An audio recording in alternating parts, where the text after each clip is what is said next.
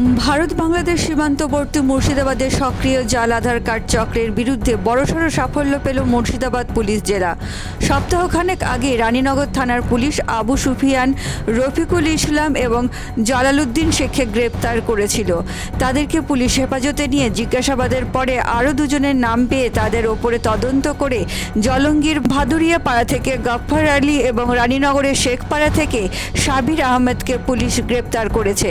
তাদের কাছ থেকে 4টি ল্যাপটপ, 4টি রেটিনা স্ক্যানার, 2টি ফিঙ্গারপ্রিন্ট স্ক্যানার বাজেয়াপ্ত করল পুলিশ। ধৃতদের এক সপ্তাহ পুলিশি হেফাজতে পেয়েছে পুলিশ।